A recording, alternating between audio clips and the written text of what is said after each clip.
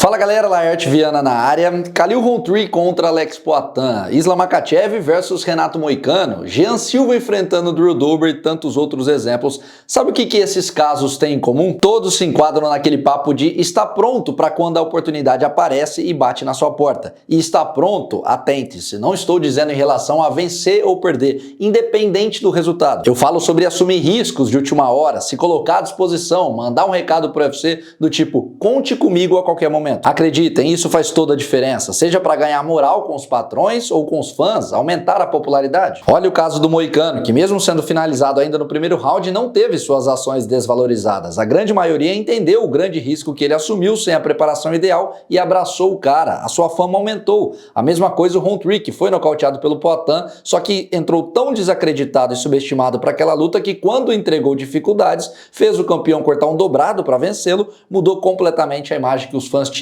Tá todo mundo na expectativa para o seu retorno. As pessoas querem acompanhá-lo daqui para frente. No caso do Lorde, o impacto foi ainda maior, porque ele era um novato, tinha apenas 2 lutas na empresa e jambrolhou, tirou para nada um duríssimo top 15 da divisão de cima com apenas uma semana de aviso. Foi o melhor recado possível para avisar que se tratava de um talento diferente. Eu tô fazendo essa introdução porque daqui 11 dias, no UFC 313, no dia 8 de março, teremos mais um caso de um atleta que pode mudar definitivamente o seu tamanho, o seu patamar dentro do esporte.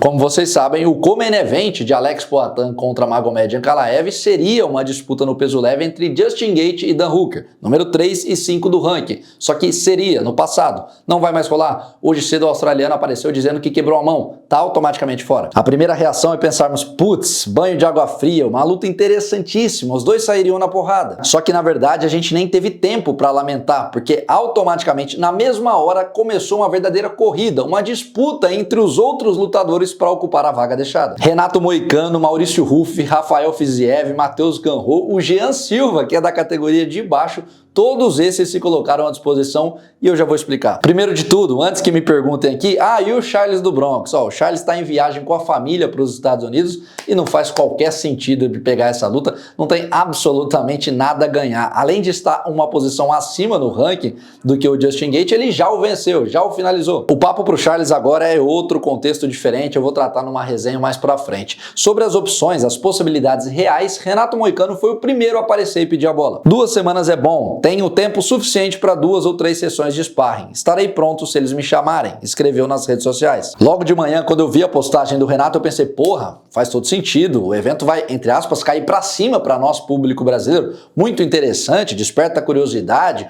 o cara fez um, entre aspas, favor pro UFC recentemente, né, para salvar o UFC 311, agora podem retribuir para ele, seria bacana, o estilo até casa um pouco para ele, só que aí eu fui ver o próprio Moicano falando a respeito disso, e não me convenceu de que ele está realmente disposto a pegar essa luta. Eu sei que o Moicano provavelmente vai ver esse vídeo aqui e me desminta aí se for o caso, não tem problema nenhum. Mas me pareceu que ele fez isso muito mais uma jogada inteligente para gerar um engajamento, marcar presença, se mostrar presente. Porque no mesmo vídeo ele fala sobre outras possibilidades que na cabeça dele fazem até mais sentido, que é o que deve acontecer para o Justin Gaethje. Torço para eu estar enganado, Renato Moicano contra Gaethje seria muito bacana de assistir, mas eu acho que não vai ser dessa vez que o Moicano vai topar mais um desafio de última hora. Quem realmente pode acabar sendo agraciado e ter uma chance de ouro caindo no colo é Maurício Ruff, que está escalado para esse evento, vai enfrentar o Bobby Green, e sim, antes que falem, eu sei que é cedo, apenas 2 lutas na casa, né, pro nerd que acabou de chegar, não tem nenhum ano de UFC para sair de desranqueado para pegar o número 3 do ranking. É um salto muito grande. Acontece que não é segredo para ninguém que o UFC enxerga no Ruff um talento a ser lapidado, uma joia, e não estão medindo esforços para promovê-lo. Tanto que pela 2ª vez seguida ele vai estar no card principal de um pay-per-view e já contra um oponente bastante popular que até esses dias era top 15. Em condições normais de ambiente e temperatura, não casariam Justin Gaethje e Maurício Ruff agora, mas é exatamente nesses casos de urgência, de emergência que surgem os grandes negócios. É a necessidade que está falando alto, não há tempo a perder, o UFC está correndo contra o relógio, as outras opções do ranking também estão escassas.